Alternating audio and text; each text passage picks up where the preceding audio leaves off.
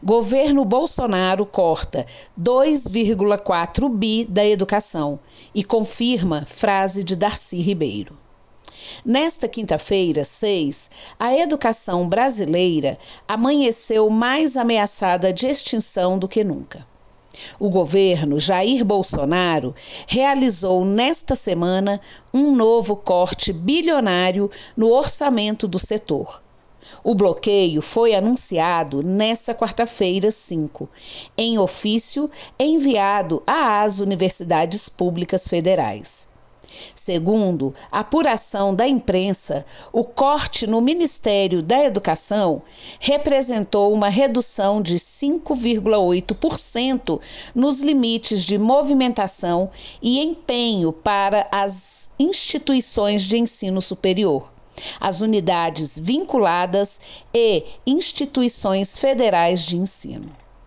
O bloqueio dos recursos financeiros ocorre justamente quando o Instituto Federal de Brasília completa 13 anos de sua criação. Em reais, o corte foi de 2,4 bilhões, que representa 11,4% da dotação atual de despesas discricionárias do Ministério. Esse bloqueio se soma a outro corte de 3,2 bilhões, feito em 27 de maio deste ano, que equivaleu a 14,5% do orçamento discricionário do MEC. Esse bloqueio de maio significou para as universidades e IFS um corte em reais de 2,22 bilhões.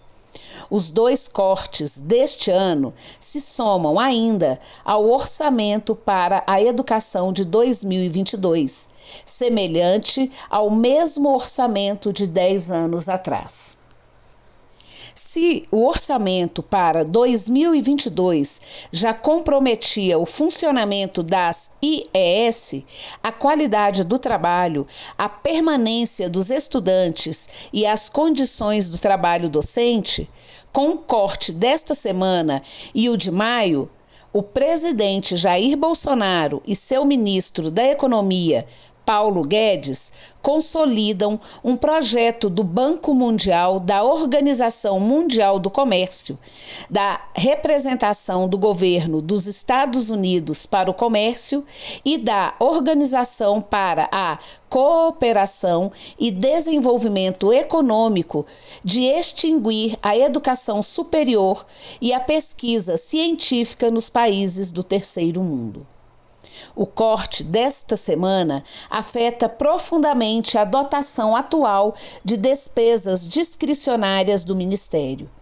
São as despesas de livre movimentação, sem levar em conta salários e transferências obrigatórias, por exemplo. Numa linguagem popular, o governo Bolsonaro ataca a jugular da educação superior e, por tabela, a soberania do Brasil na produção de conhecimento e pesquisa e ciência. É tão preocupante que nessa quarta-feira, 5, assim que foi notificado do novo corte, a Associação Nacional dos Dirigentes das Instituições Federais de Ensino Superior divulgou uma nota mostrando o estrago que esses cortes e o baixo orçamento provocam na educação. E avisam que a partir de 2023, esse setor da educação pública brasileira pode fechar as portas.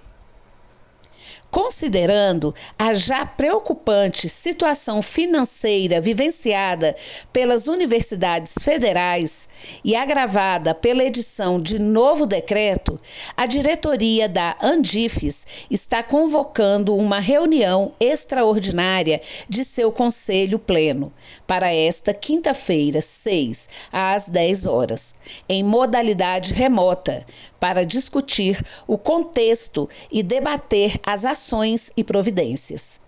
Na última sexta-feira, dia 30 de setembro, às vésperas do primeiro turno das eleições, o governo federal publicou uma norma, o Decreto 11.216, que altera o decreto de número 10.961, de 11 de fevereiro de 2022, referente à execução do orçamento deste ano em curso, sacramentando novo contingeamento no orçamento do Ministério da Educação.